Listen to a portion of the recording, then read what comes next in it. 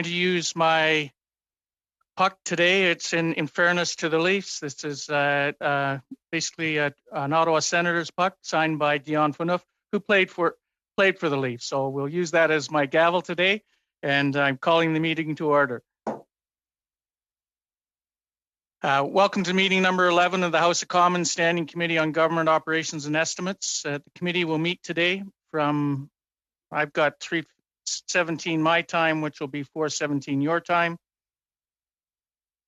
And basically, to ensure an orderly meeting, I would like to outline a few rules to follow.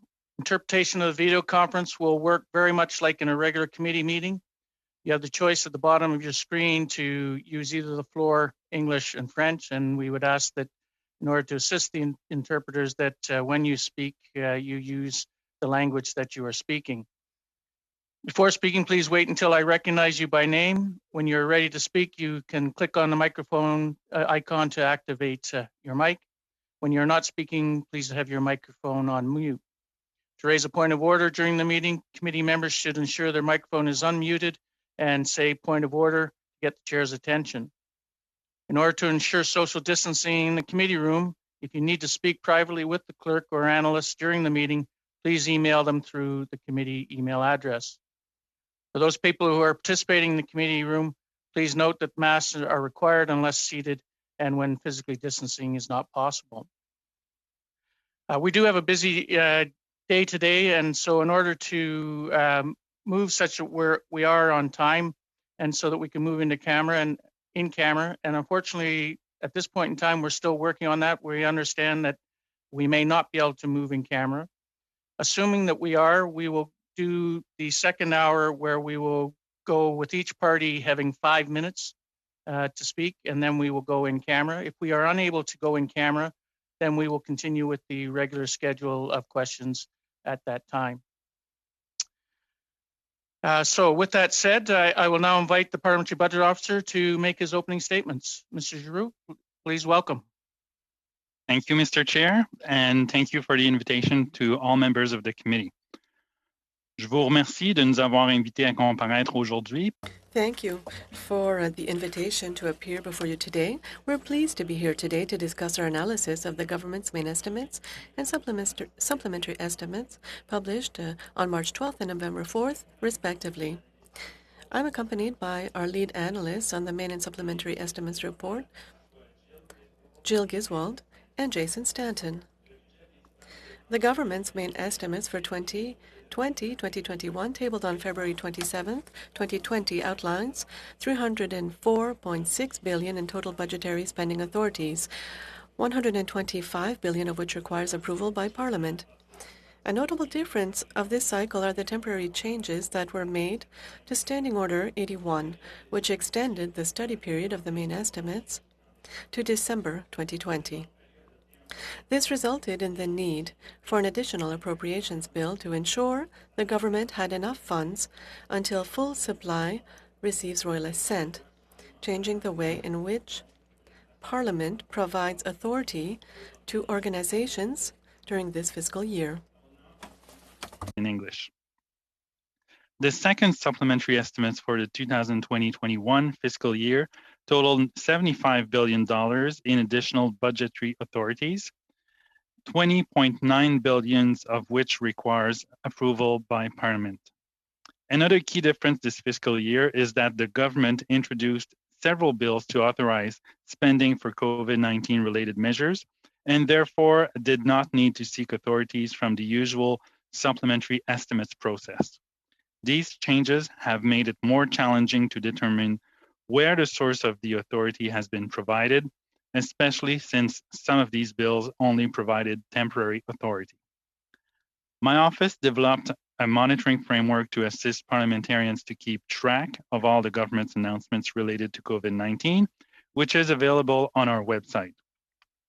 This tracking document enumerates the COVID-19 measures announced by the government and indicates whether they were included in subs A or B.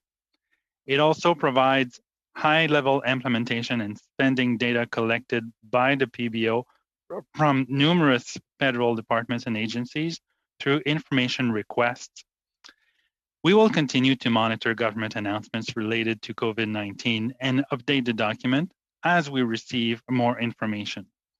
I want to underline that this has been achieved by assigning only 2 analysts to this task, suggesting that the government could easily do it if it wanted to. We would be pleased to respond to any questions you may have regarding our analysis of the government's mains, supplementary estimates, or other PBO work. Thank you, Mr. Chair. Thank you, Mr. Giroux, and I appreciate your comments. We will now go into our first round of questioning, and we will start with 6 minutes with Mr. Paul Hoos. Merci, Monsieur le Président. Bonjour, Monsieur. Thank you. Hello, Mr. Giroux, and welcome. It's a pleasure to see you here today. In your presentation and in your remarks, it's clear that you talk about the difference between the billions of dollars that are voted on and others that are presented in the supplementary estimates, and there's a huge difference with regards to your work. What's voted on at the Parliament? Well, you have less access to the information. So could you explain a little bit further? Yes, thank you, Mr. Paulus. Yes. The funds that were voted on in the Parliament for many of the assistance programs, we don't have the same level of information as we would have, and this has been since prorogation. Before prorogation, every 2 weeks, we had updates on expenses up until then, expenses that were used for different support programs linked to COVID-19. With the prorogation, committees ceased to exist, in fact, and so this practice stopped. I myself and many other people throughout the country were expecting bi-weekly updates. We expected this to be re-implemented with the return of the House in September and October, but this was not the case. So right now we have a series of estimates on costs of these programs, but they are estimates for the entire year. What we don't have and what we don't yet have is the amount that has been spent for each of these programs up until now. So this is information that is more difficult to obtain, but it's not impossible to provide because the government used to provide this up until the beginning of August. So I'm concerned. I'm concerned that someone such as yourself, you don't have access to information that was accessible in the past. And so since prorogation, the rules have changed. Well, either the rules, I'm not sure exactly what happened. Maybe committees are not able to fully do their, I'm not sure. Do you know why? Do you know why things are this way now? I'm quite surprised to hear this. It's even more lack of transparency than I thought. And here we are in the middle of a pandemic. So do you have any answers? Do you know why? Do you know why you don't have access to this? It's the Finance Committee that had asked for it, and the government committed to providing this to the Finance Committee. And this was followed up by many people, many groups, my office. We followed this very carefully because the follow-up in real time of money spent on CERB, for example, it gave us an idea of the state of the economy. And if some measures were not very popular and people expected that they would be, it was the case with the wage subsidy, for example. So it did allow the government to adjust, and also opposition parties and different groups to ask questions and also to suggest modifications. But the absence of these updates in real time makes the work more difficult. It's more difficult to hold the government to account or for these measures. It's not impossible to obtain this information. We do have requests for information that we make with regards at departments, but there's always a wait time. Even if the departments in general do respond very well, it's not the same as having a recurring update and that is almost in real time and that is provided by the government. Yes, when we talk about a request, when you make requests to the Receiver General's office for expenses, with regards to COVID-related expenses, do you have information? The contracts that were awarded for PPE or for vaccines, do you have access to this type of information? Did they send it to you? Questions with regards to contracts for a vaccine and COVID-19 and PPE. Well, Jill and Jason might be able to add to my answer, but I would say that in general, we do have the information that we need. There's been a few hiccups here and there over the past few months with regards to the information asked for and the requests made. Some departments had more trouble in answering, but this was an exception. They were really the exception. In general, we didn't have any problem in obtaining these answers. But on the issue of vaccine and PPE, perhaps Jill and Jason have something to add. Vous pouvez parler si vous voulez. You can speak if you'd like. Oui, merci pour la question. Yes, thank you for the question. Okay, so we did receive the data from the Public Health Agency of Canada with regards to expenses for vaccines. But the expenses, this does include the data, very high-level data, as for expenses and the implementation of measures. So the departments themselves would be better placed to provide detailed information. Okay, thank you. With regards to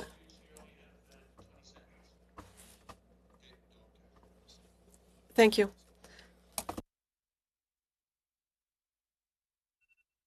Thank you, Mr. Paulus. We will go to Mr. Drouin. 6 minutes. Merci beaucoup, Monsieur le Président, et je tiens à remercier. Thank you. And I'd like to thank Mr. Giroux and his team. Thank you for being here with us. Mr. Giroux, I'm going to continue in the same vein of thought as my colleague. We talked about assistance or the rent subsidy or business subsidies. We talked about benefits that were announced. I think you talked about CERB. And before that, the government was providing updates. We were providing regular bi-weekly updates from the Finance Committee. Was this current practice before COVID or not? Do you remember if this was being done in the past by any prior government? It's a good question. If I recall back, I don't think it was a regular practice in many cases. I don't remember any case where we had updates on such a frequent basis coming from the committee. Now, that doesn't mean that it never happened. Perhaps it's just a sign of my age and a weakening of my my memory. But before I had this job, I did not follow the work of Parliament as closely. But before COVID, it was not a common practice to provide updates as often as it was during COVID. So this was a practice, in my opinion, that was new.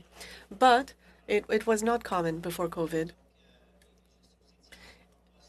And so you did have this job before COVID, and so I'm going to let you comment on as to your own experience.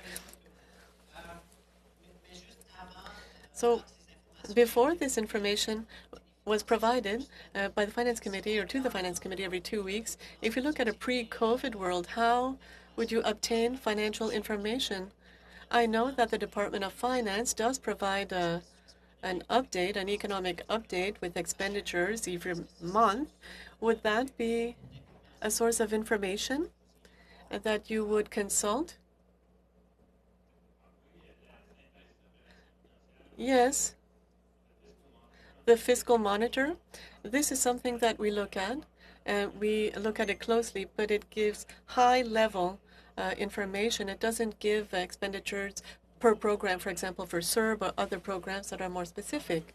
So when we need very detailed information, we make requests for information to departments. We send a letter It's a formal request for information, and I send this myself. I sign it, and I make the request to the ministers responsible.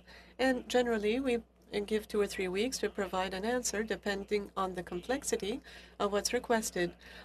Usually, this is the best way for us to obtain the information that we need to do our job.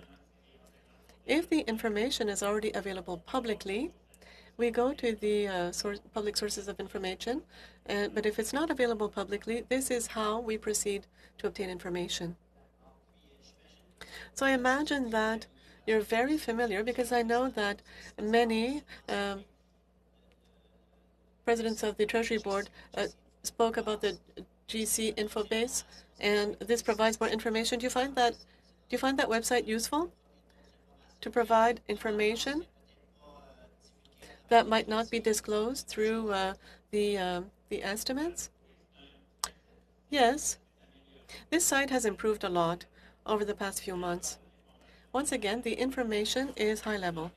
So it does provide aggregated data, but with regards to COVID and COVID programs, it shows the amounts that were provided or voted on for some of the programs, most of the programs with the source. So, for example, is it supplementary estimates A or B? But it doesn't give the total expenditures up until now. It gives the maximum during the year with the current state of supplementary credits for expenditures in the main estimates. So this can be useful to give an idea of the scope, the maximum scope of these programs, but it doesn't give us an idea of the popularity of the programs or the real expenditures that have already been made. So it's useful, but not really that useful for my office.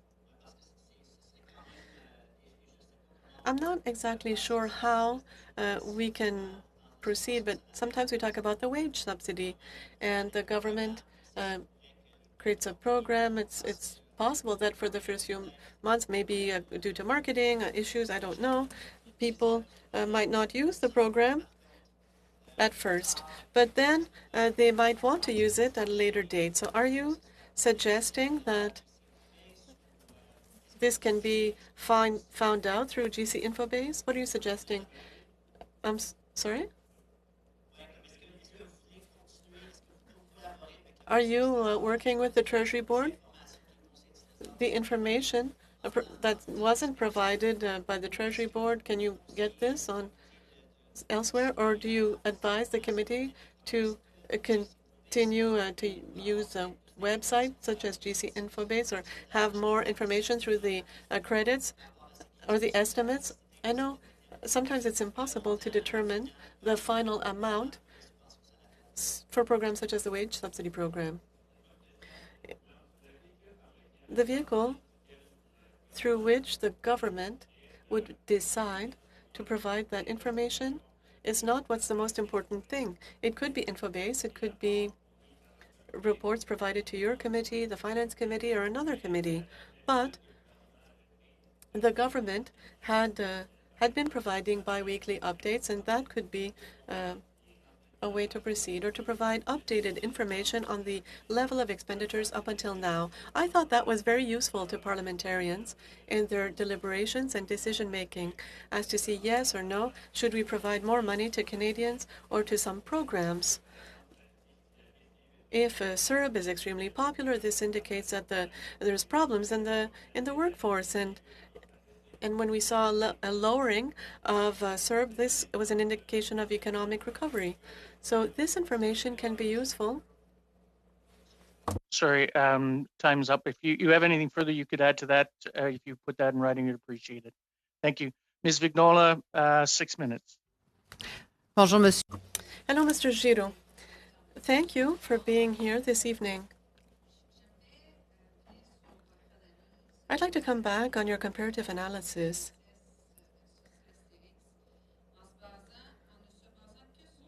You talked about the construction costs. If we do a comparison, if you divide the construction cost by the annual cost for the Astérix, and you take into account that the ships will need the same measures annually for maintenance is the aesthetics. It will be around 15 years, and LSS a lot later, around 41, year 41. I'm talking about the ships. This is a very complicated question that you're asking. I'm going to try to answer with the figures that I have up until now. So when we purchase or lease ships, if you buy them early on, if you decide to purchase early on, the cost is more advantageous. So in your question, if I understood what you were asking, to arrive at a price that would be equal to the purchase of the 133, the government, well, 15 years seems to be the correct tipping point to purchase the Asterix and the Obelisk, especially if we take into account there's about 40 million a year of fixed costs when the contract will be extended, if it is extended. So we're talking about 100 million per year if the government decides to extend the contract. The lease contract, there's 40 million fixed costs for the contractors. And so this period of 15, 16 years is correct according to my calculations. With regards to support ships, this is much more costly. So I think it would be more than 40 years before. So there's a huge difference in price. But when I say this, I probably will be criticized, but what I'm trying to say, the capacities are not the same and the ships are not identical. But now we're just talking about costs, dollars. So the cost differences can be indicated in a difference in capabilities and abilities, or characteristics rather, of the different types of ships. Thank you. So if I understand correctly, the government and taxpayers, it would be to their advantage for the government to purchase the Asterix as soon as possible, even before the end of the lease, to make sure that this lease product would become their property, essentially. Yes, this is a correct assessment.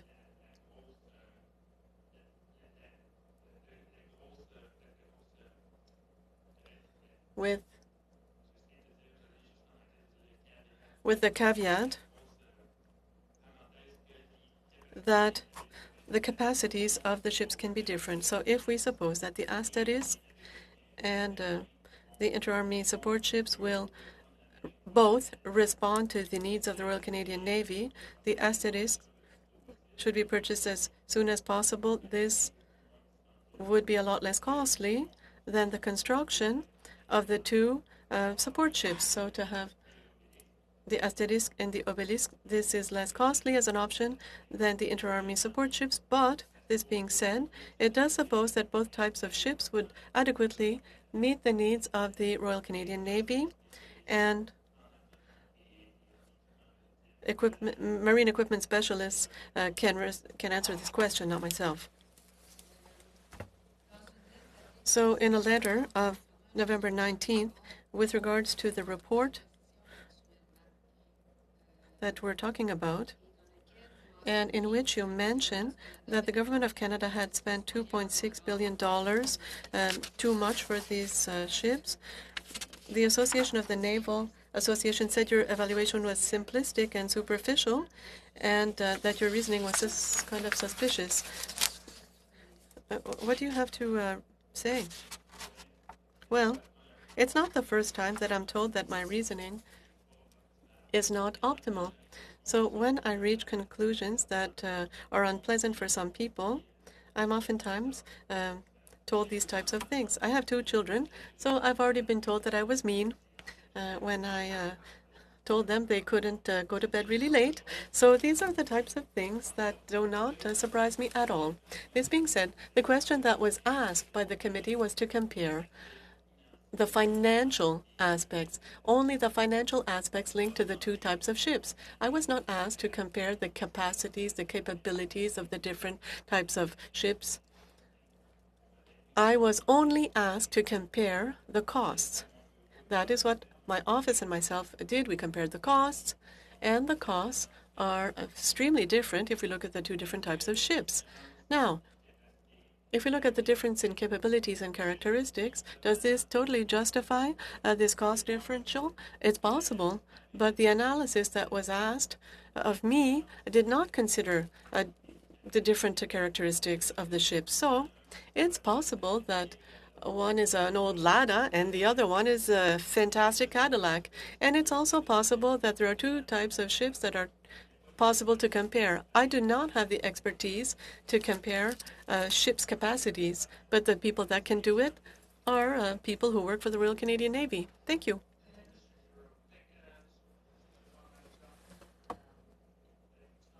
Move to Mr. Green. You have 6 minutes. Thank you, Mr. Chair. And I just want to welcome all the witnesses here. Please forgive me in advance. I'm also on public accounts, and I feel like all my committees are starting to melt together.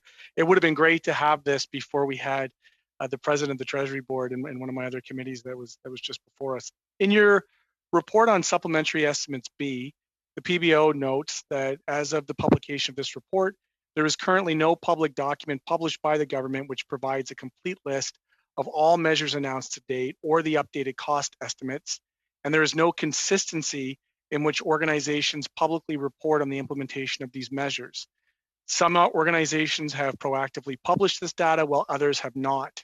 The Treasury Board claimed on the 4th that GC Infobase contained all the detailed information. How do you think the Treasury Board Secretariat should increase the amount of information on COVID-19 related measures presented in these estimate documents? Thank you. So the TBS, Treasury Board Secretariat, did a valiant effort at collecting all the information on the various support programs under COVID-19. There are a lot of programs, and they've done, I think, a pretty good job of collecting the information and putting it in Infobase. That being said, what is not there in terms of information are the amounts being spent to date. So Infobase includes these programs. Yes, but I'll interject and say it's been my experience that the government is very great at making announcements, very public facing with that. But when it comes to the actual specifics, we don't have this. This is a government, through you, Mr. Chair, that claims to be open by default. And so I'm wondering, like, some organizations proactively published the data, kudos to them. Which organizations did not? So Employment and Social Development Canada is quite good at publishing up-to-date information, and they publish information on the big programs, the ones that are spending the most. The other pieces that are missing are the smaller programs, the ones that don't tend to be as popular, but that still involve billions of dollars. So for example, off the top of my head, the lending programs that involve billions of dollars in government money being lent to small businesses or medium businesses, for example, these types of programs don't tend to have reporting that's up to date. And that could be a concern for many individuals, because even though these are loans, they could end up being government liabilities if the loans don't get repaid. And that's just one example. So for the sake of time, I'm sure there are many other programs that don't report accurately and on time, or I shouldn't say accurately, don't report up-to-date spending, but we can provide you a list if you want. I would love that list. I think you're quite right. I think Canadians would like to know, and I would agree that these loans are liabilities, in fact, until they are paid on. And there's been, lots of I'm going to say, scrutiny on the way some of these programs have rolled out. Are you comfortable that you have received all the information required to adequately report on the spending for COVID? Yes, I have received the information I need. What I don't have, and even if I did get it, I don't think I would have the capacity to do that, would be to provide biweekly updates on spending to date. With the small team that I have, even if I had that information, it would be very difficult to report, for me to report in real time. But for the costings that we do, the economic and fiscal outlook that we do, the SUPS report, and the JSS, so far, we are by and large getting all the information we need from departments, with a few hiccups, as I mentioned in my. So you have noted you have noted here with your monitoring framework that it tracks the documents. It seems to me that when we just had, and again, another committee, the Minister of Digital Government, that there could be some technological big data type answers and responses to this, some products perhaps that might on the back end of cloud computing track and adequately summarize the expenditures that are happening. I'm wondering, like, why do we not have a system that provides direct access to these required documents through the IT framework instead of through information requests? That's a very good question. I personally would love the information exchange to be streamlined and automated, but the legislation is such that I need to provide a request, to submit a request to a minister, and they respond. It just, I'll share with you, like, from our perspective as members here, I know that my colleagues in opposition have even asked ministers for detailed responses. I'm unclear that the ministers have been able to give detailed responses, or at least they haven't been willing to date. And so, you know, I'm wondering what recommendations you might have to move beyond the request for information towards a more proactive. It seems like a simplistic idea, but I'm wondering if it's anything that you've given consider to, or if there's any recommendations that have come up through your department. I have made a couple of recommendations to the leader of the government in the House with respect to access to information, but it was related to the legislative authorities, allowing me to have access to certain types of data or information, but not to other types. But I haven't looked specifically at the manner in which I get in my office gets this information, except for the very specific timelines that we have to abide by under the electoral campaign proposals, where we cost party proposals. Last question. How would you define open by default? It would be you open the kimono by default and you hide just the sensitive part. So that would be cabinet confidence, tax information, and the rest is available. And then Thank you. Okay. Thank you. Thank you. Ends the first round, and now we will go to our second round. And with 5 minutes, we will start with Mr. McCauley. Great. Thanks, Mr. Chair, Mr. Giroux, Stanton, and Ms. Giswald. It's nice to have you with us. I want to start continuing with the issue of transparency. I was watching or reading some of the blues from the Senate, your Senate appearance, and I guess there was a concern brought forward about some of the Crown Corp financial agencies either refusing or not publishing or making available to you risk assessments. I wonder if you could just comment on that. Yeah, that's a good point, because it involves dozens of billions of dollars of government borrowing, so it's not spending per se. So what we were wondering is the extent to which Crown corporations had done a risk assessment. And for those of you who may not be familiar with that, is a sensitivity analysis. So for example, if the economy deteriorates by 5% or gets better by 5%, or if there's an external shock, exchange rate, whatever, what would be the impact on default rates of these Crown corporations that are lending to businesses in various sectors? And some Crown corporations are very good and proactive at disclosing that and using that, showing the impact on their balance sheets of these sensitivity analysis. And others less forthcoming when it comes to that. So off the top of my head, CMHC was quite good at exposing or indicating the risk management or the risk. Who's less forthright? Name and shame on who's less forthright. Because again, it's billions of dollars of taxpayers' risk, basically. So Farm Credit Corporation, Export Development Corporation, and the Business Development Bank of Canada were the three others that were not as transparent. And Jill and Jason can correct me if I shamed somebody or an institution that shouldn't be shamed.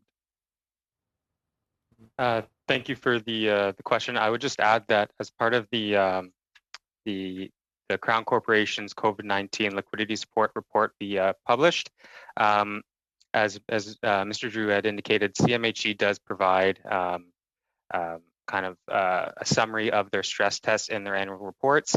BDC, EDC, and FCC don't proactively publish that. It is something that they do internally. We did submit an information request to receive that information. We did receive it. It was just deemed confidential, so we weren't able to present it in the report.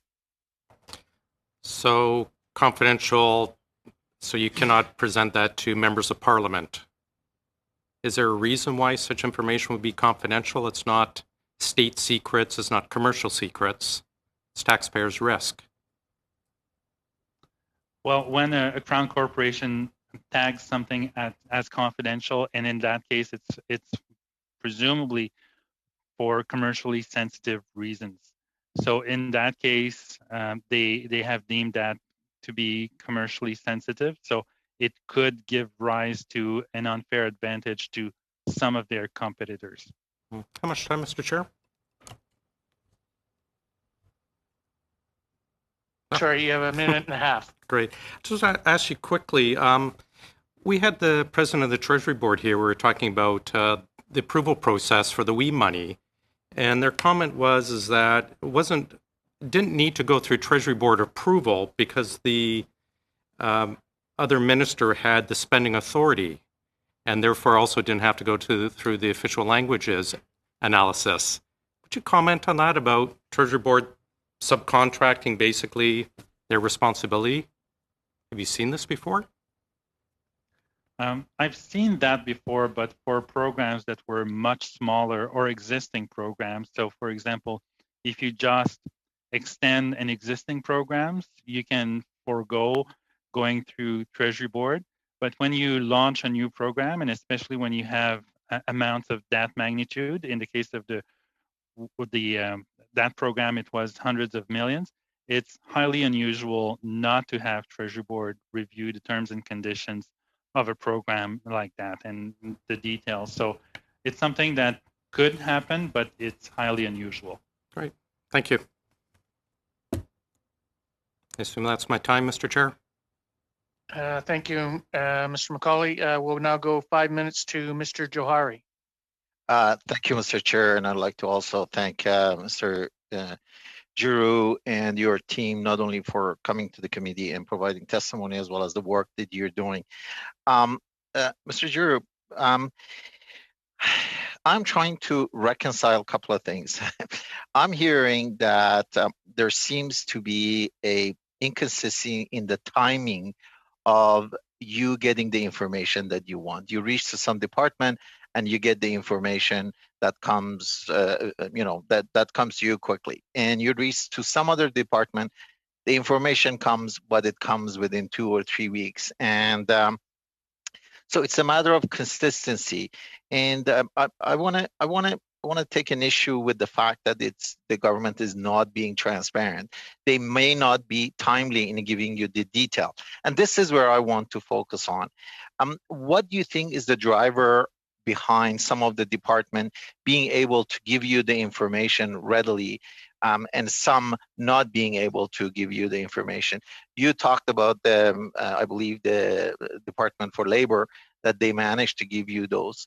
What do you think is the attribute? What do you think is the driver of that? That's a good question. I would say usually it's internal processes and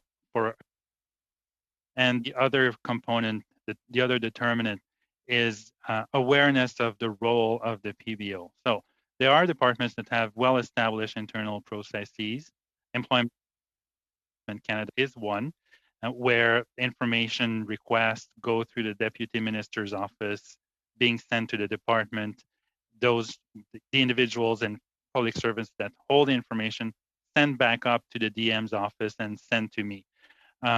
National Defense is another example where information flows usually quite well. There are other instances where there are internal processes, but there's not as good an understanding of the role of the PBO. Sometimes some departments, individuals in departments see that as just another request to be dealt with eventually. So still is some misunderstanding about the role and the access rights in legislation from the PBO. But usually when this is explained to these individuals and ministers' offices or deputy ministers and deputy ministers' offices, these get settled within a couple of weeks. Thank you. I want to ask a very specific question. Government of Canada spent about $19 billion on the Safe Restart. And that was a collaboration of a transfer of funds from the federal government to the provinces. In an effort to be able to make sure that we collect information on a timely basis, I assume we have some type of dependency on the province to come and say how much of that has been spent. Do you see any programs that among your reviews, the programs that may need partnership with other levels of government has a time lag due to the fact that the various levels have to work together to be able to get you the information? Can you comment on that? There's one example that comes to mind, infrastructure. So when the federal government transfers infrastructure money to provinces, they in turn often need to partner with municipalities, and they need to enter into agreements, terms and conditions, and so on. And there are various aspects of reporting that differ from one jurisdiction to the other, making the provision of information to my office cumbersome, to say the least. Possible, but still, there's a significant time lag in providing the information because it's collected from 13 jurisdictions who themselves have to deal with hundreds of municipalities. Yeah, I realize that. So thank you on that. How would you correlate that to some of the COVID-19 programs that's being rolled by the government? And most, as you know, $8 out of every $10 that our government has been spent nationally is coming from federal government, and it's all in partnership with the provinces. How would that impact our ability to be able to collect information on a timely basis to make it available, whether it's publicly or through the departments and back to you? Mr. Giroux, that's a good question. If you can answer that in 25 seconds, please. Sure. So we haven't encountered that issue with respect to COVID-19 because it's not project specific. When the federal government transfers money to provinces, it's usually less than provinces assess as what they need, and there are usually no conditions or specific projects attached. So the information we asked is usually not related to FedProv spending, and it's usually related only to the federal spending. So that issue has not arisen to the same extent. Thank you. Thank you, Mr. Johara and Mr. Giroux. We'll now go to Ms. Vignola for 2.5 minutes. Merci beaucoup. Monsieur Giroux. Thank you, Mr. Giroux. The Treasury Board Secretariat authorized through Credit 5 an expenditure at the leaders' debate to continue its activities in order to make sure that that a debate would be organized when the fourth general election would be launched. The Commission didn't ask for any money for this the estimates, and asking for money for the leaders' debate. Is the Treasury Board Secretariat announcing that the Liberal Party of Canada is going to make its own government fall between now and the end of the fiscal year? Well, that's an excellent question, but I think the answer to the question, you know it. You probably know it a lot better than I do. It's probably it's just in case, probably. I'll stop. I mean, it's a good question, but as I said, you probably have better answers than I do. Thank you. In his report on the estimates 2021, it says that Even if the healthcare transfer is the largest transfer to provinces and territories, all provinces and territories will continue to see healthcare costs rise. The aging of the population is an important cost factor.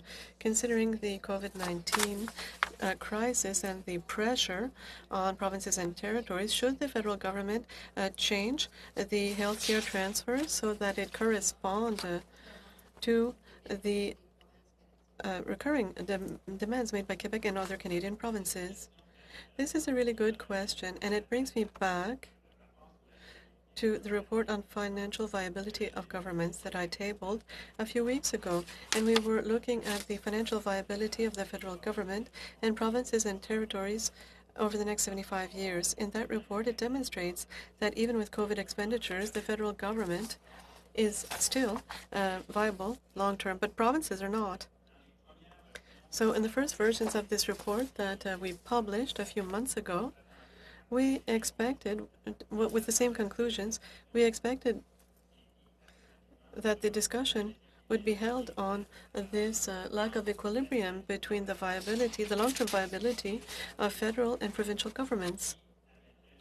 And this would logically lead to increased transfer payments from the federal government to provinces. So this discussion was not generated yet, but I think that the conclusions that you've reached in your question are not wrong. Thank you. We now go to Mr. Green for 2.5 minutes. Thank you, Mr. Chair. And some very interesting questions raised about the Crown corporations. I'm very interested in that. Would the reported $750 billion in liquidity supports to big banks and the regulatory loosening for Bay Street flow through those corporations, or rather would they go through one of the ministries? That would go mostly through the Bank of Canada and the Office of the Superintendent for Financial Institutions, through changing some of the capital requirements for big banks. And as it relates to liquidity, is that something that you would have access to and report on? That's something that we could easily have access to. If it's provided by the Bank of Canada, the bank is probably the most transparent of all the big Crown corporations, especially when it comes to COVID-19 support and the extraordinary instruments that they've deployed in response to the crisis. I would agree that they're extraordinary. And just to, to give us relative terms, we think we have $100 billion going out in CERB and the wage subsidies, but $750 billion. Would you not agree that that's very material? I think it happened within the course of about 4 days, and something that Canadians would probably want to know about in terms of a line-by-line breakdown. You're right, and the bank has been transparent in that, at least from my point of view, and I'm sure if you ask them to testify in front of your committee, they'd probably be very happy to do that. We have touched on the Bank of Canada and liquidity and their assets in one of our reports on the financial Crown corporations and the lending support or the financing capacity. So if I were to ask them hypothetically to come before this committee, and let's say hypothetically you or me, how would we be able to determine what the impact of the liquidity supports would be for something of that size and scale? What would your office do to determine the impact of those supports? That's a good question. I probably would have to give it some thoughts to give you an intelligent answer on that, because that's a $750 billion question. Well, I would put to you with my remaining 15 seconds, if you'd love to send it back to us in writing, as I know our chair is about to say. I think that, when we talk about the debt that we're in this country, everybody's talking about what's going to the workers and the working class, and nobody's talking about the money that went out the back door to Bay Street. Thank you. Thank you, Mr. Green, and thank you, Mr. Giroux. And if you would send that to the clerk when you get that, we'd appreciate it. We'll now go to Mr. Lloyd for 5 minutes. Okay, thank you, Mr. Giroux. I'm just looking over your recent report on the monthly breakdowns of the 699 leave. And, understanding that this was a huge program spend in a very, unprecedented situation.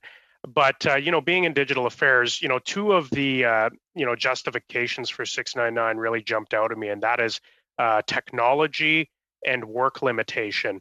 And looking at it, obviously, May was the high period for 699. It's gone down up until August, which is when you finished reporting.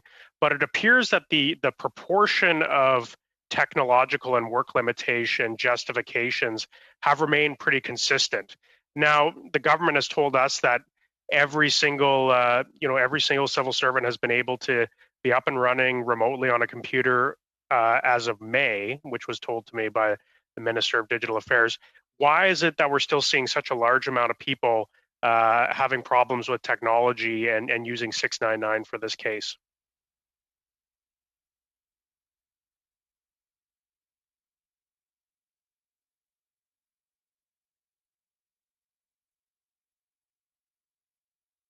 Mr. Giroux, we seem to be having some trouble. My problem. Yep. I knew that would happen to me. You're on mute, and it did happen to me. Sorry for that. So that's a good question, but I think the person best placed to answer that question would either be the president of the Treasury Board or individual ministers in departments where there are still using the leave code 699 for technology. Can you break down what work limitation means? Like, I can assume technology means they didn't have the proper computer or they couldn't access the network. What does work limitation mean in this case? Well, it can mean that auditors, for example, who have to visit businesses cannot go to these businesses on premises because of physical distancing rules. It could also be that they are prevented from being too many people in the same workspace, in the same floor, for example. So that could be work limitations that could be covered by 699. Or it can be, it's a broad category. So these are just a few examples. Okay. Another question, related to my colleague, Mr. McCauley, had sent in a request for an analysis. I believe Etienne Bergeron did an analysis related to removing the proposal to remove minimum withdrawals for registered retirement income funds. And, what I found most interesting was what the analysis was lacking, and maybe it just wasn't in the purview. But I'm aware that, if there were to be a change of that matter, it would lead to changes in OAS because people could qualify for more OAS. But there's also, you're talking about the cost of the program, and it's significant, but there was no analysis on, what the potential gains could be from, people having a large amount of money in their savings when they die, or later on in life, it being taxed at a higher marginal income tax rate. Did you do any analysis on, the possible, trade-off of, giving seniors more flexibility over a longer period, possibly leading to the government getting more tax revenue later on in life? Well, we limited our analysis to the first 5 years, but if we were to provide a much longer term analysis over time, we would find that the cost in the initial few years would probably progressively be reduced and maybe even recouped for exactly that reason. As people don't withdraw the current minimum, they leave bigger inheritances. And at one point, somebody's got to pay that tax, and the government recoups the tax that doesn't get paid in the first few years of the program being implemented. Okay. And then, my next question, we saw recently in the fiscal update that the government is working to move to apply sales taxes to companies, for example, Netflix, Amazon, Airbnb, and other internet giants. And, it could be even more. According to your estimate, the government estimated 3.1 billion, but you estimated 4.3 billion. Why was your number significantly higher? It probably depends on the different parameters of the different assumptions. So I'd have to look closely at the details of what the government is proposing versus the details of what we estimated. Okay, and what do you think will be the economic? Did you do any economic impact on that? What was the economic? Was it overall positive for the Canadian economy? No, we didn't do an economic impact for the rest of the economy because that was rather pointed and rather targeted, to say the least.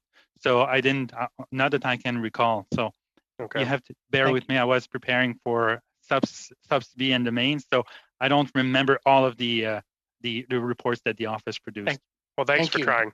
Thank you. Mr. Kuzmirchuk, we go for 5 minutes. Thank you, Mr. Chair. Thank you, Mr. Drew. In your report on the supplementary estimates, you note the personnel accounts for about $1.4 billion in expenses. And you also note that the PBO had developed the personnel expenditure analysis tool, or PEAT. I have to tell you that I found the tool and the PEAT report to be very interesting.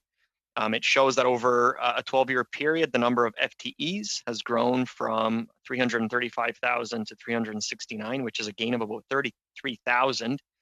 Much of that taking place in the last 4 years, and a lot of the departments that are driving that growth: CRA, PSPC, ESDC, IRCC. These are some of the departments that we've really relied on the most to help us get through this pandemic. Interestingly enough, the tool also shows that during the Conservative government years of 2011 to 2015, there were annual contractions of federal employees in the amount of about 2.7% annually. Statistics Canada estimates that about 50,000 federal service jobs were cut by the Conservative government during those 4 years. So I wanted to ask you, if those cuts continued, what impact would those cuts have on the government's ability to respond to COVID-19?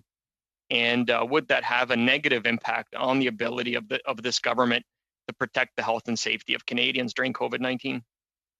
Well, that's a hypothetical question, and the answer would depend, or the impact rather, would depend on where these cuts would take place. Of course, if you were to cut in areas that are on which Canadians rely to protect us from the pandemic, it would have a big impact. But if you were to target these reductions on to areas that have nothing to do with the pandemic, the impact would be fairly small. So, for example, if it was only, I don't know, heritage or immigration, then the impact would be minimal. But if it was health, then of course the impact would be bigger. So, depends. But you don't do that type of analysis, do you, in your work? Sadly, we look at numbers and the qualitative analysis and the policy impacts. We leave that to wiser persons such as members of the committee. Oh, gotcha. Okay. So just a question on it, because again, I think it's a very interesting tool. Can you provide a little bit of information on the PEAT, when it came about, what sort of drove its creation? Yeah, so we decided to create that tool because personnel information, personnel expenditure information is available on multiple platforms and multiple repositories at the federal government. So, but multiple is the key word. So there's not one, at least to our knowledge, there's no one single one window where you can have a picture of the historical trends by department on the number of FTEs and the expenditures. So that's why we decided to collect that information in one tool so that parliamentarians and Canadians can access it and use it. Initially, we called it PEST. We came up with an acronym that it made sense, Personnel Expenditure Something Tool, but the acronym had a negative connotation, so we decided to go for PEAT instead. Yeah, and I understand. Thank you very much for that. I understand that personnel or staffing represents a large proportion of the federal operating costs, obviously. So I wanted to ask you: was this tool able to capture all of the departments? What percentage of the federal service was it able to capture, and what are some of the departments that maybe were excluded from the PEAT? Well, you're asking me a detailed question for which I don't have the answer, so I'll have to get back to you on that. It captures the vast majority of the public service and the federal arena, so to speak, but I don't think it captures the totality. So I'll have to get back to you with the details as to what is not included. Okay, and PBO projects that over the next 5 years, the number of FTEs will continue to increase. Just wanted to ask you whether that does take into account staffing changes driven by COVID-19, or is it looking at sort of broader trends? It's looking at broader trends because COVID-19 could have an impact, but it's difficult to determine at this point because we're still in the pandemic. So it's based on trends. Okay, fantastic. Mr. Chair, how much time do I have? You have 5 seconds. Great. I will generously share that with my colleagues. There goes my alarm. Thank you. Okay, thank you very much. That ends our first hour. And as we had indicated, the plan was to go to every party speaking for 5 minutes, and then we could go in camera.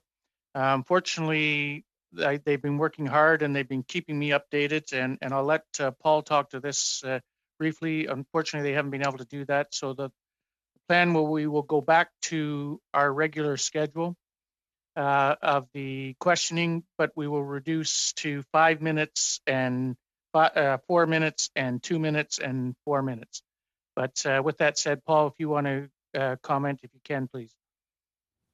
Thank you, Mr. Chair. The issue that we're facing is that to conduct an in-camera meeting in Zoom requires us to change servers.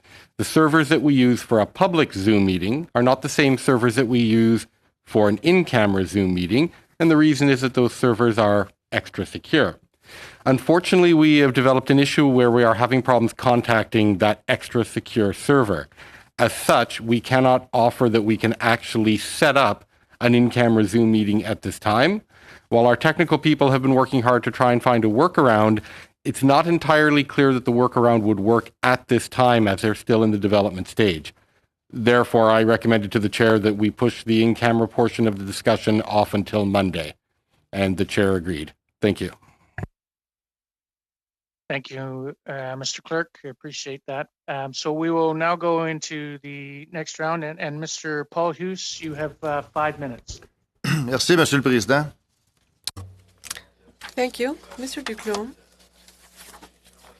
Early in the meeting, I was quite shocked after reading your report and also to find out how things happen. So the Finance Committee is not informing you. And I see also in your report you talk about normally. Normally we have a report. Normally we receive information. And now it seems to me that there's a lack of transparency, and it's serious because we're talking about hundreds of millions of dollars here. So first of all, in your opinion, did the Treasury Board totally lose control of expenditures? Well, I don't think it's only the Treasury Board. I think it's a question about all the departments. Did they lose control over the expenditures? Well, what has been lost is accountability with regards to expenditures in real time. We don't have a clear idea as to how much has been spent up until now. For example, on CERB, we have an idea how much will be spent between now and the end of the fiscal year. CERB has ended, but there are still requests that are being processed, or other programs also. So we have an idea through a disclosure, but we don't have an idea of the expenditures up until now, today, for COVID-19. The government normally did provide this to the Finance Committee every 2 weeks, so we have lost that capacity. The Treasury Board Secretariat, what they do is that they have a website, InfoBase, that gives the maximum amount that was voted on by parliamentarians for each of these programs, but we don't have the current expenditures. So it's not really normal in a country such as Canada to have a situation such as this. You have hundreds of billions that are spent. We don't have access to contracts, to information, and even we have a PBO that doesn't have access to this information, so that's very surprising. And at the same time, we're asked to vote. We're here, and we are looked at the supplementary estimates B. We're going to have to vote, and we're going to have to vote on $79.2 billion, on billions of dollars, and these are COVID measures. And of these amounts, we're not able to find out the detail. So how can we expect to vote? How can we say, yes, I accept on 72 billion, and we can't even find out the detail? of these expenditures? I'm not asking you to answer. This is a political question, of course, and so we'll take this as a statement rather than a question. For me, it's extremely difficult to accept a vote on this. I have a question before ending my time with regards to a C.D. Howe Institute report, and they mentioned that at the rhythm that the Liberal government is announcing these expenditures, that we're going to have a problem with permanent programs outside of COVID. Let's forget COVID. If we just look at the promises, we're talking about programs that will raise expenditures to up to $44 billion on a permanent basis, and we're not even able to fund this. And even if we increase the HSD by 2%, and even if we'd get another 15 billion, but that's not enough. What do you think of the C.D. Howe report? Well, this is concerning, especially when you see that the economic update of Monday showed that the debt to GDP ratio, which is an important ratio, will increase, and it will increase more than had been projected. And this does not include the economic stimulus expenditures. So if we add that, we're going to have a debt to GDP ratio that will be much higher than 50% just at the federal level for many years to come. And what we saw, historically speaking, is that economic forecasts and budgetary forecasts of the government have a seem to be set back in time. Let's say the deficit is 10 billion in 5 years. Well, then it gets pushed back. And so this is concerning as a trend, and this could happen again even after COVID. So we could find ourselves with a debt to GDP ratio that continues to rise even after COVID. You have 5 seconds. Merci, Monsieur le Président. Thank you. We'll go to Mr. Weiler for 5 minutes. Thank you, Mr. Chair. And I'd also like to thank Mr. Giroux, Mr. Stanton, and Ms. Giswold for joining our committee today. And I'd like to pick up on the line of questioning that my colleague, Madame Vigneault, brought up earlier, talking about the report that you did on the JSS and the Asterix ships.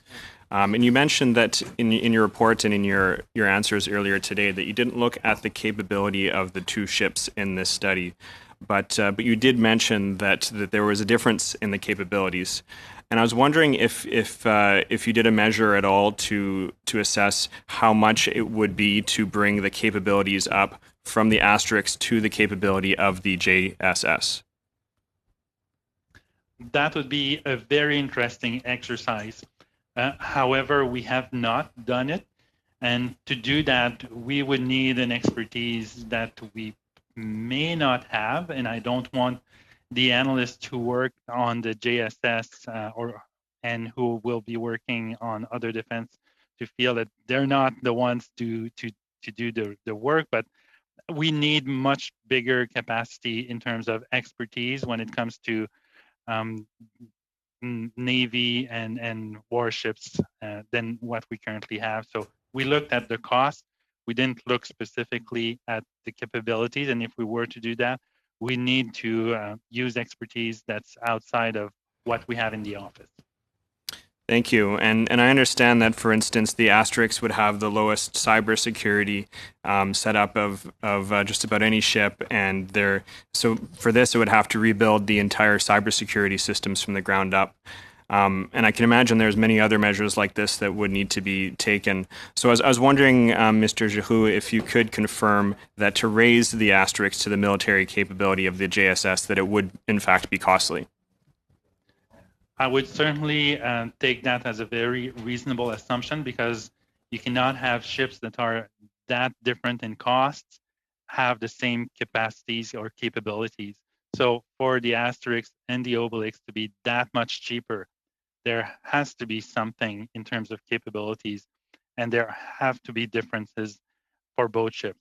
The question is, are these differences material, or are the Asterix and Obelix sufficient to meet the needs of the Royal Canadian Navy? That's not for me to assess. That's for military experts. My office and myself, we just provided the cost differences. We didn't venture into the capabilities of the respective ships. Thank you. And I'd like to quote a part of your report that you mentioned, and I quote, "In keeping with our mandate, the report presents costs only and does not include a cost-benefit analysis. The summarized system characteristics for each vessel found in this report are for information purposes only, that is, comparing and analyzing the capabilities across ships relative to their respective costs are outside the scope of this report." So therefore, would you agree that this study doesn't therefore tell the whole story? Well, as the quote that you just used exemplifies, we didn't look at the difference in capabilities. What we took, however, as an assumption is because the Navy currently uses the asterisk and it seems to be doing the job, that it could, and I say could, be a substitute for the JSS. However, without looking at the different capabilities of both types of ships, that's not an assessment that we can make. We looked at the cost differential, but because the asterisk seems to be doing the job for now, and it might not be a capable or a suitable solution for the long term, we took it for granted that it was an acceptable substitute, but it might not be. I recognize that. Thank you. And I understand that the asterisk wasn't actually built in Canada. Rather, it's kind of the IKEA model that the parts were sent here and then it was assembled here. And with that in mind, I was wondering if you considered the benefits, the relative benefits of the two ships being built in Canada fully and not in terms of local economic impact. No, we looked only at the cost because that was the question that was asked of us. What are the differences in cost? We obviously could have taken into account the fact that there will be benefits for spending more money domestically for these ships, but the mandate and the question asked of us was to look at the cost differentials. Thank you. And Mr. Chair, how much time do I have left? The alarm just went off. Thank you. We'll now go to Ms. Vignola for 5 minutes. Yes, 5 minutes. Merci beaucoup, Monsieur le Président. Thank you. Mr. Giroux, in your report with regards to supplementary estimates B for 2020-2021, you indicate that the government is asking for the approval of Parliament for supplementary estimates to face the COVID-19 pandemic. Okay, so we're talking about PPE and stuff like this, but also $1 billion to clean out oil wells, inactive oil wells in Alberta. I don't have anything against this, but I'm trying to understand, how is this linked to the pandemic? Do you have an explanation following your analysis? It's not directly linked to the pandemic. It is mostly linked to the economic crisis that was caused by the pandemic, and the gas and oil sector was hard hit by the pandemic, but indirectly also was hit by the lowering of oil prices, and this was due to reduced demand and the pandemic. So it's not directly linked to COVID-19. Oil wells didn't get COVID, but the oil and gas sector suffered more than other sectors proportionally because of the crashing of the oil prices. So in your report with regards to the main estimates, you noted that the Parliament, by setting back the tabling, well, no later than March the 1st, that the Parliament was, that everything would be pushed back to the supplementary estimates. So this makes it so that the expenditures must be studied by the Treasury Board Secretariat, and this extends the timeline between the announcement of the measures and their application. In this type of situation, what would be the possible consequences of this extension for businesses, for the government, for all the stakeholders. Well, the fact to have the main estimates before the budget, as you said, so initiatives in the budget measures are not reflected in the main budget, and they have to be in the supplementary budget, or in the case of programs, they can be directly funded by the existing act. So if we're not in the main estimates, it's the supplementary estimates, and this creates a delay because, yes, it then has to be sent to the Treasury Board, and it does extend the timeline before programs are in place. The government is able to then spend the money, but in a case of emergency such as COVID, it is possible for the government to shorten significantly these timelines by fast-tracking internal procedures. So if we look at the unblocking of the funds and the help to the population, well, it depends how the government is able to shorten the timelines during these approvals. And so extending these delays for your analysis work, and this allows us to do our job as well. What are the consequences on your work and on ours? Well, the more time it takes to unblock the funds and to proceed to government activities, purchase of equipment, more, well, this sets back the production of our reports, because if the government has a delay in purchasing equipment or implementing a program, of course, we cannot provide you a report on this, on these programs or this equipment, when nothing has been implemented yet. So until it's announced publicly, it remains cabinet deliberations. We don't have access to that, so it does extend the period of time for us and to produce our reports. Thank you. So it extends our job also. Last November 4th. Okay, I'll give them to Mr. Green. Thank you. Mr. Green, 5 minutes. Thank you. And as it relates to the fall economic statement, in a recent interview, you said, or through you, Mr. Chair, the PBO said that he hoped the Minister of Finance would include clear targets for Canada's public finances in the fall economic statement 2022. Why is it important to set clear targets when the COVID pandemic is ongoing? Well, it's important for two reasons. One, it allows the government to have credibility, fiscal credibility, that is. So a clear statement about where fiscal policy will be headed in the future. And that's probably the main reason.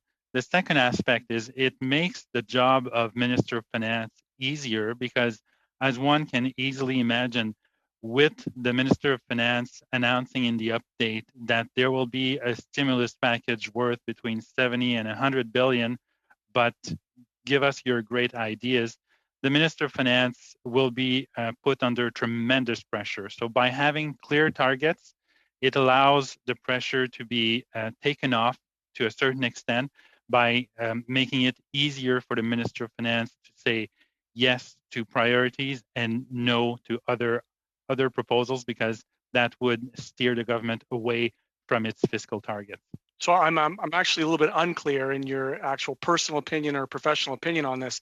Do you believe that this fall economic statement achieved clear targets? No. Would you expect the stimulus package to be expanded both in terms of length and funding in the near future? That depends, because the government has indicated in the statement, in the economic statement, that it will look at indicators related to the labor market. But some of these indicators may never come back to pre-pandemic level. For example, the employment ratio, the employment rate. Because of an aging population, the share of adults working will probably be on a downward trend as people get older. People stop working at a certain age, at least on average. So, other measures could have the opposite impact. The number of hours worked, that could, according to many forecasters, that could return to pre-pandemic level within 12 months. So there are contradicting indicators in that. So depending on which ones the government decides to focus on, we could be in stimulus for a very long time or a very short period of time. So that's why the anchors or the targets in the statement are. They called them guardrails, if you recall, and I'll share with you. I'll share with you that I can recall at the finance minister making very grandiose statements to a very large economic forum, telling them that these measures would be temporary, trying to get investor confidence, and then going to the public, telling the public that they would be here for them in the long run. And I share your concerns, quite frankly, because I'm unclear which Liberal government we're going to get, whether we're going to get one that's going to continue to support Canadians throughout this second and potentially third wave, or whether we're going to get a government of austerity who is going to, yank the supports from underneath people. But, will a 3-year stimulus package valued at what you've just suggested between 70 billion and 100 billion even be sufficient to help the Canadian economy recover from COVID, in your opinion? It depends on the pace of development and rollout of a vaccine and treatments, whether we have a third wave or not, and how confident Canadians and secure Canadians will be when this is over. If they feel totally confident to resume their daily lives, we may not need that much of a stimulus. But if people are still concerned and worried and feel unsafe, then we may need a bigger stimulus. So it's a bit early to determine the size of the stimulus. It does beg the question, though. We talked about this earlier, 70 billion to 100 billion over 3 years, and yet this government put 750 billion in liquidity supports and loosened regulations to Bay Street. Can we anticipate there'll be more bank bailouts in the future as well? I don't anticipate the need for bank bailouts. There hasn't been a bank bailout. What the government has provided is additional liquidity in the system, and these have been mostly loans or relaxing of some provisions regarding ratios for banks. So when we loan the Bank of Canada, when we loan banks this money, we're loaning it from our own sovereign currency, like we're just basically creating it and giving it to them. That's why can't we do that for social spending? Because then that would create inflation. If you create money that gets spent, and there's no liability that's recorded, that creates inflation and that devalues the Canadian currency in that context. But thank you, Mr. Green. Thank you very much. We will now go to Mr. McCauley for 4 minutes. Thanks. I'll just, for the record, correct Mr. Kamirchuk's stats that between 2006 and the Liberals taking power, the public service stayed at about the same amount, whereas the previous Liberal government actually cut 14% of the public service. Mr. Giroux, I wanted to ask you a question. The Finance Minister commented in her update that we're locking in low rates by issuing more debt into longer-term instruments, but I'm looking at the Bank of Canada website, and I see massive amount of short-term treasury bills being issued, but very little long-term debt. I wonder if you could comment on that. Are we actually issuing a lot more long-term debt, locking in these low rates? We are issuing more long-term debt, but not that much more.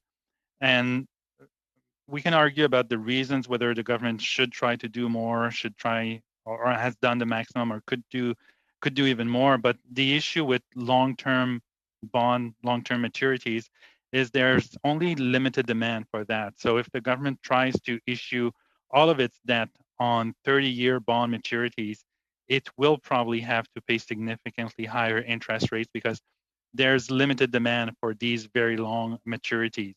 So that may explain why the government has not issued only 30-year bonds, but has instead gone for still a majority of its financing through shorter-term bonds. Thanks. Getting back to the issue of the transparency, I understand there was difficulty PBO was getting accessing information in order to properly cost out the pay equity, that you weren't able to get the full information from TBS. Could you comment on that or what the issue was? Yes. Well, the issue was we asked detailed information on federal employees to determine the cost of the federal legislation with respect to pay equity. We were told that the information would not be provided to us because it was a cabinet confidence. It was probably included in a memorandum to cabinet or a Treasury Board submission, therefore cabinet confidence. So that's the explanation we were given. We went around that by using other types of, going through other sources of information. So we used publicly available information, but we were denied the information we were asking for because it was deemed a cabinet confidence. And when we get that, we can't even look at the data to make our own assessment as to whether it is really cabinet confidence. It's off limits for us. A potential $600 million bill to taxpayers, you cannot get access to the information to provide a confident projection of the costs. No, but I have to say these days, $600 million seems like a small amount when we're talking about dozens of billions. But no, you're right. That was a bit surprising because that type of data is not what you typically expect to be covered in cabinet secrecy. And what is our total projected debt when you add in the debt owed by our Crown Corps? Because that's generally not added into the $1 trillion or $1.1 trillion being bandied about. And then if you add in pension liabilities and everything else.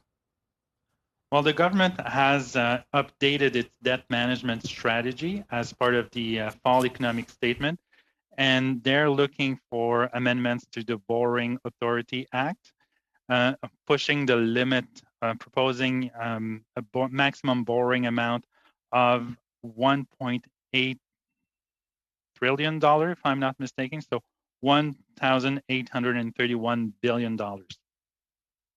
Thank you, Mr. Thanks. McCauley. We'll now go to Mr. McKinnon for 4 minutes. Bonjour, Monsieur Giroux. Moi, j'ai attendu. Hello. I waited for quite a while, but welcome to you and your team. And it's thank you so much for your diligence on behalf of all parliamentarians. I'd like to change the perspective a little bit, and I'd like to talk a little bit about your recent report on financial viability of governments. At first blush, the decision of the federal government, and I don't know if you have the same figures in mind, but we're told that the federal took on 80% of the expenses linked to the pandemic. So the perspective as to financial viability of governments in Canada seems to validate this decision, correct? Yes. Given that provinces, if we take them as a whole, are not viable over a very long term. Once again, if we take them as a block, and the federal government is during the same very long period of time. So this seems to suggest that it was appropriate for the federal government to take on most of these efforts with regards to COVID-19, given the different financial capabilities of different levels of government. So if we're talking about transfers to provinces, we should keep in mind that hundreds of billions of dollars have already been taken on almost exclusively by the Government of Canada. And this for the greater good for provinces and even in their field of authority. Yes, people who participate in the discussions will take this into account, but it's not up to me to judge if we should take this into account or not. These discussions are political discussions, and many other issues enter into play. Yes, but you were talking about healthcare transfers, and you were talking about some $40 million.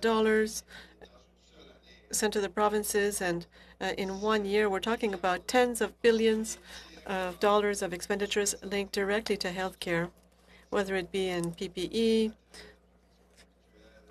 whether it be in vaccines or material linked to the vaccination process. The government of Canada is taking on almost all of these expenses. Yes, I don't think that anyone is questioning this. In the report on financial viability, we're looking at a horizon of 75 years. So the immediate expenses for COVID-19, this is 1 year out of 75, even if these expenses are unprecedented.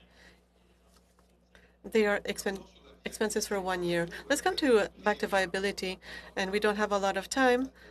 Speak to the importance of demographics, please.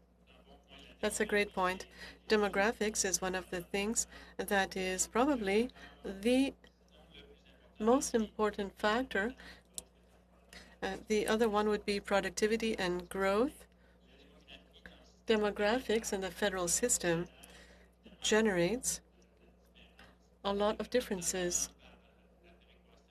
We have through transfer payments and equalization payments. Transfers depend on the population levels. But the province's expenditures depend on the composition of the population. An aging population needs more healthcare services. So transfer payments and different growth rates of population in different jurisdictions makes it so that the needs of the provinces will increase, but not at the same rhythm. And if we add to that healthcare transfers, equalization payments, this does complicate the issue further. I hate to interrupt you when you're in that, but I appreciate your comments. We'll now go to Ms. Vignola for 2 minutes. Merci. Thank you so much, Mr. Chair. On November 4th,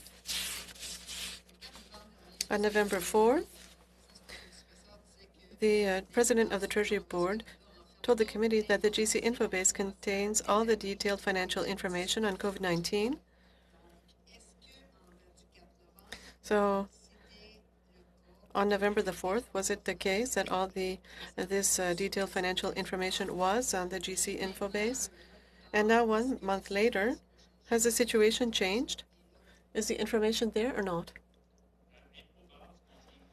The GC Infobase contains a lot of information. This being said, I didn't look at the detail of each of the line items, so I cannot tell you if it has information on each of the programs linked to COVID.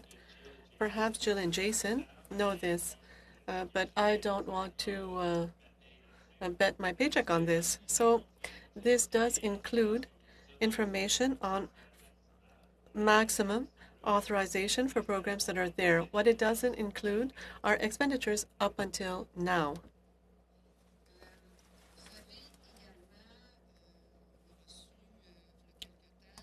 We received,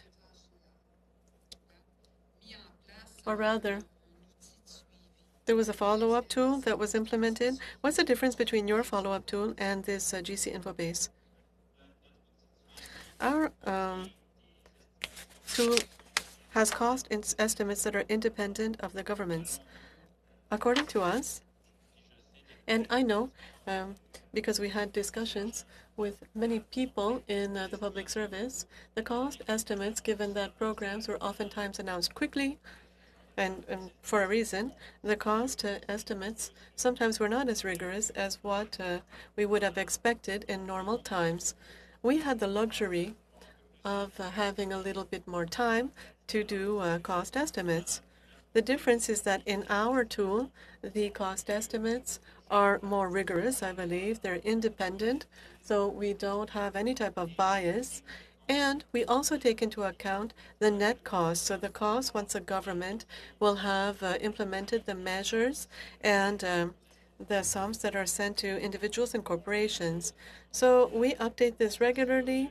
We make sure that the recently announced measures are there, and we also update our cost estimates when it's possible. Go to Mr. Green for 2 minutes. Mr. Chair, the Globe and Mail article reported that Part 8 of Bill C-13 permits the finance minister to create a corporation or an entity to purchase assets from financial institutions or private companies, including material assets. We've heard today about some of our crown corporations. I'm to understand that the Bank of Canada has brought on BlackRock to advise on buying up corporate debt under its new commercial paper purchase program.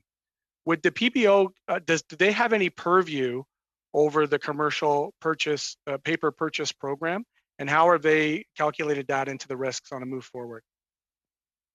Yeah, we have, it's part of our mandate. Our mandate extends to all federal institutions, so it's quite broad in that sense. But to the other part of your question, how we would calculate that, I'd have to look specifically at the details of the transaction, but it's financial transactions. Usually for something that's commonly traded, we can estimate a cost or a benefit or a loss. Could you comment quickly just on how Canada seemed to be an outlier in that it provided a significant bailout to banks without the requirement that they stop dividends payments relative to the European markets? Yeah, I don't think there were that many restrictions imposed on corporations, banks or otherwise, when receiving financial assistance, loans, or grants from the government. So I'm not aware that there were that many, if at all, any restrictions compared to other jurisdictions that did make some more stringent requirements. So I'm not aware that there were any conditions or. And that it strikes me, Mr. Giroux, that if we're going to give out $750 billion in liquidity supports and regulatory loosening, that we would at least make sure it doesn't flow through by way of dividends. You talked about inflation for the dollars by giving it directly to people in social programs. I wonder if you care to comment on the privatization of public dollars in corporate hands this way.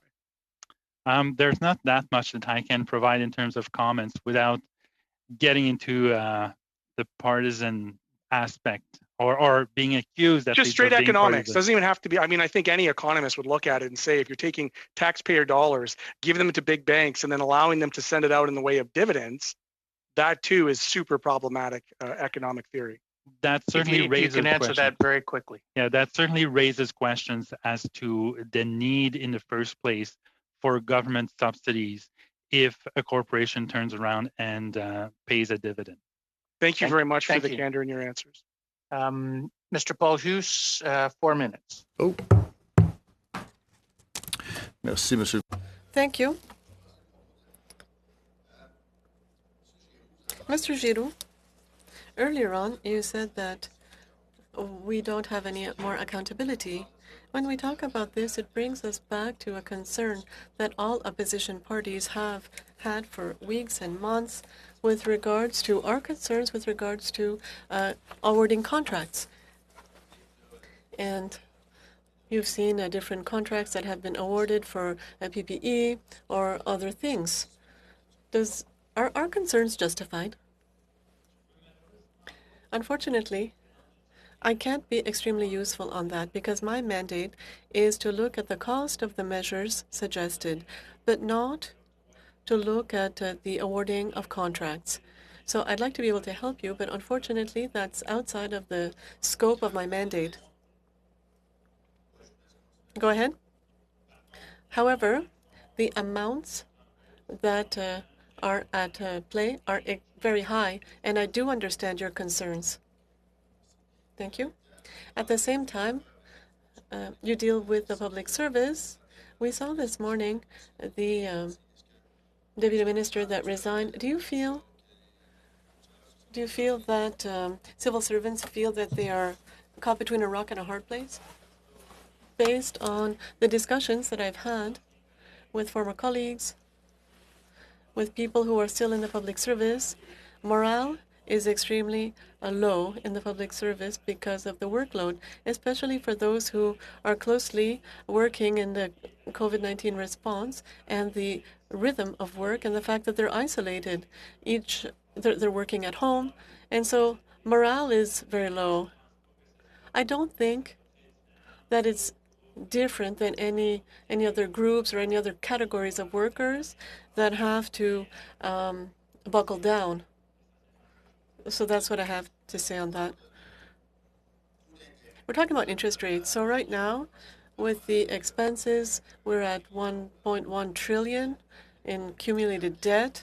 And so when the government says, oh, the interest rates are low, that's all well and good.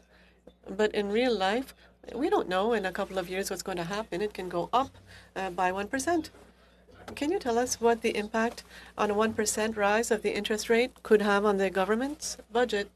Well, I'd have to look at that. I do have a lot of documents here. I don't have this in my memory, but it would be several billions of dollars to look at the current interest rates and to say, oh, we can spend, it doesn't matter, we can incur all this debt is risky.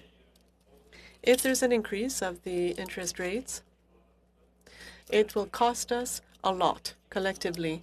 The interest rate forecasts don't foresee an increase over the short term, but we can always have a surprise. Interest rates have been at a historic low. Can they go any lower? Well, a little bit, but not much lower. So there is a lot more room for them to rise. Yes, to come back to the economic update of this week, we saw the projections for next year. And then for the 4 or 5 following years, do you think this makes any sense? Is this pie in the sky? With regards to the economic forecast, it's more or less, it's very close to what the private sector economists expect with regards to the deficit projections. In my opinion, it's quite optimistic, especially considering that the government announced projects that could be quite costly. This was announced in the speech from the throne. So if these speech from the throne measures are implemented, this could lead to deficits that would be higher than what we find in the economic update.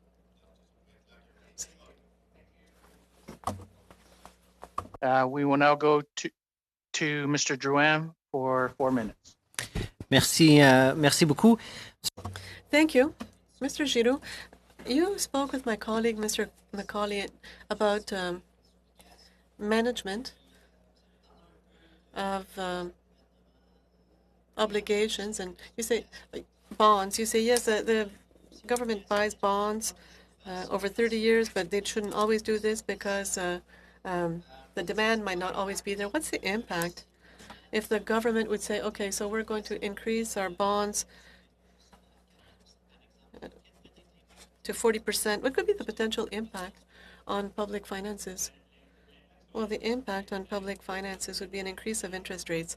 If, for example, the government decided to have a higher proportion than right now with regards to long-term bonds, given that the demand is perhaps not there, maybe there would be a lot of demand. People in the Bank of Canada and the Department of Finance would be well placed to provide information on this. But generally speaking, with very low interest rates, people at the Bank of Canada and the Department of Finance see the figures same as us. And if there was a demand for more long-term bonds, that would be one thing. But if the government decided to go over what the market can absorb, this would lead to an increase of interest rates, and probably an increase of interest rates for over the longer term. So, the lights are off in my office, so they hopefully the lights will come back.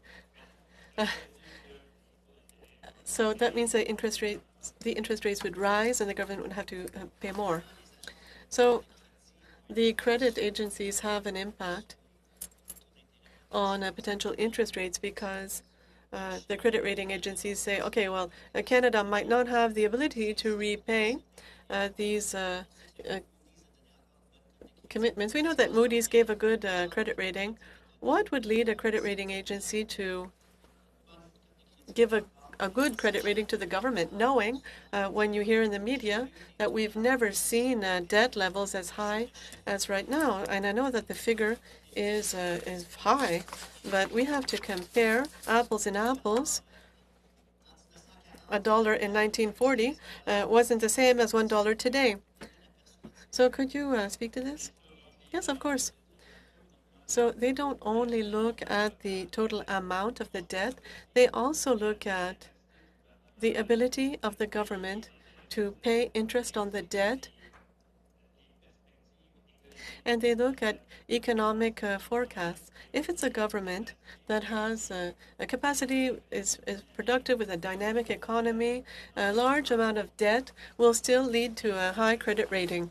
If the capacity and if the ability to repay at least the interest is good. On the other hand, lower debt, but in a stagnant economy, can lead to a lowering of the credit rating. So the difference between the 1990s, and I remember the 1990s, and the impact on the interest rates, if we compare with 2020, and the impact of the interest rates on our fiscal situation, can we compare the 1990s and 2020? This is oftentimes compared because in the 1990s, we had a debt level that was close to what we're seeing right now. And it was high for several years, but during those years, the interest rates were higher, much higher, in fact, and interest on the debt was 35 to 37 cents of each dollar, but now it's around 7, 8, or 9 cents per dollar of revenue that is used to service the debt. So the situation is not the same. Even if the debt proportionally with the economy can seem similar, the interest rates were much higher, so the debt was a lot heavier on the public purse. Thank you. I think I'm finished. And thank you, Mr. Giroux. And I do remember paying 15% for my first house mortgage, so I remember those high interest rates. Anyway, with that said, I'd like to, this comes to the end of our questioning. Ms. Giswold, and I apologize if I pronounced your name wrong, Mr. Stanton and Mr. Giroux, thank you very much for staying with us and answering so many varying questions and being able to provide answers for us. I greatly appreciate that. Before I let you go, I did talk with Mr. Giroux earlier, and I'm going to give him a minute or two to just talk a bit about some of the challenges he's having with the timeline for the study we have on the cost analysis for Canadian surface combatants. Mr. Giroux, if you'd like to make some comments to the committee. Sure. So there was a motion passed by the committee asking me to provide a report on the cost of the Canadian surface combatants, asking me to provide that report to the committee by February 5th, 2021. The concern I have is that we are just getting data from various sources, DND and other international partners that sometimes help us to cost these significant government procurements. And with this data coming in, it will be very difficult for us to produce a report by the end of February. So by early February, sorry. So the end of February is something that would be feasible. However, taking into consideration the fact that we have to not only come up with the estimate and the numbers, but draft a report that is thorough while being relatively short in both official languages, which is something very dear to my heart, obviously. So I would ask you to consider the following proposal: letting the office and myself present to you a report by the end of February. And if committee members still want to have a discussion earlier in that month, I would be happy to testify with any numbers that we could have by that time. So I could verbally speak about some of the numbers, but the report, I don't think I can provide to the committee before the end of February, unfortunately. Thank you very much, Mr. Giroux. We'll take a couple questions if there are some that we'd like to throw out, if you're okay with that. Ms. Vignola, I understand your hand's up. Bonjour, merci, monsieur. Thank you, Mr. Giroux. I fully understand. You do a remarkable job, and it's very much appreciated. I know that the burden is increasing, and you would need more manpower in your office. This is my proposal, given that I made the motion, so I would like to suggest February 26th, if the members of the committee are in agreement. So February 26th for tabling this report. Would that be better?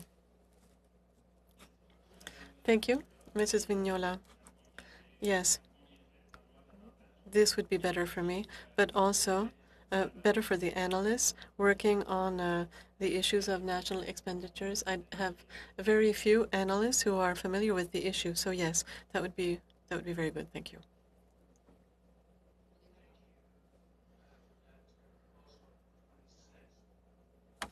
Is there any other questions? And it's tough to see right now. I do have a question, although Mr. it's Green? unrelated to the PBO, but certainly in keeping with our dates and timelines. You'll recall, Mr. Chair, through you to the clerk, that I had a motion that would have produced documents that should have been presented yesterday. I'm wondering if you could provide me with a status on that. Mr. Green, we were actually going to get to that point just after we finished with this. So if you just bear with us. Is there agreement to February 26th being a date? Entendu. I'm seeing nods of heads in committee, Mr. Chair, or Mr. Clerk. Is everyone okay? Yes, there is agreement in the committee, Okay. sir. Thank you very much. Thank you, Mr. Giroux. Thank you, Mr. Stanton, and thank you, Ms. Giswold, for being with us. And thank you. You're very welcome to leave us at this point.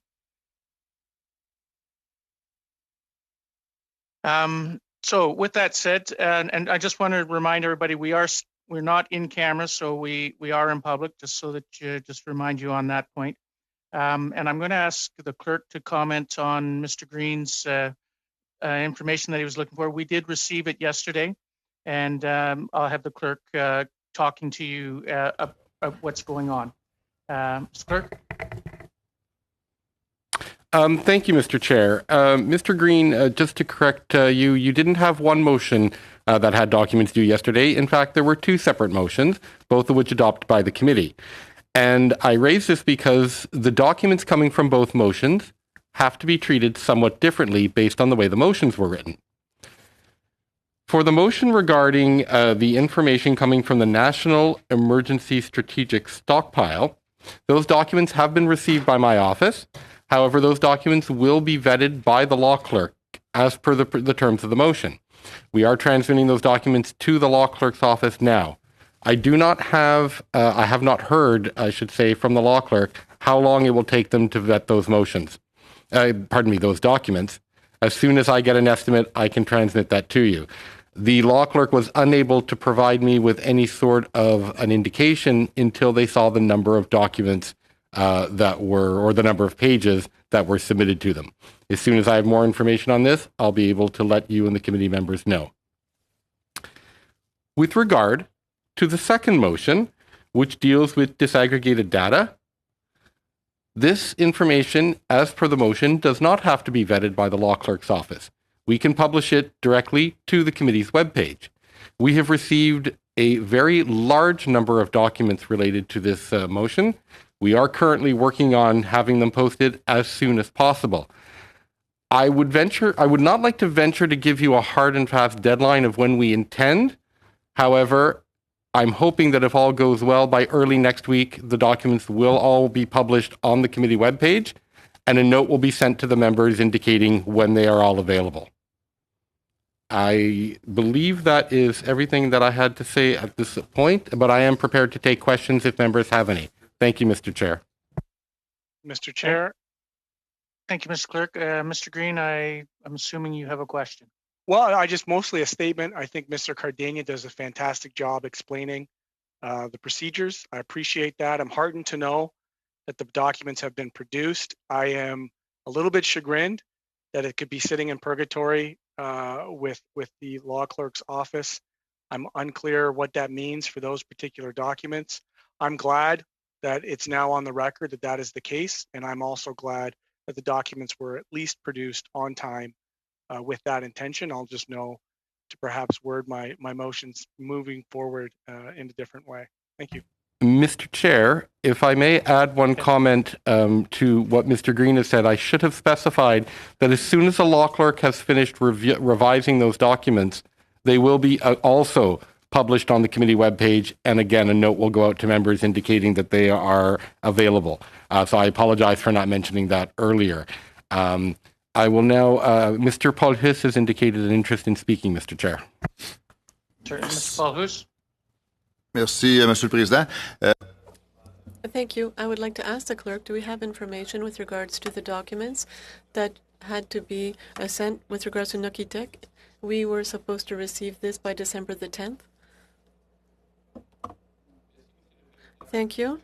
Up until now, I haven't received any information because up until now, I did a follow-up with the departments who provide the information according to Mr. Green's motion. Normally, within a week of the due date, I start asking. And so as soon as I have information to share with the committee, I will. Thank you. Thank you, Mr. Clerk. And I'm not seeing any other hands up. And so thank you, everybody, for being with us today. I'm sorry that we were unable to go in camera. Sorry, Mr. Kuzmirchuk, was your hand up for a question? Okay. So I want to thank everyone. We will try and hopefully all the technicalities will be worked out for Monday that we can have the in-camera session. And with that said, I will drop my Ottawa Senators puck and call this meeting adjourned.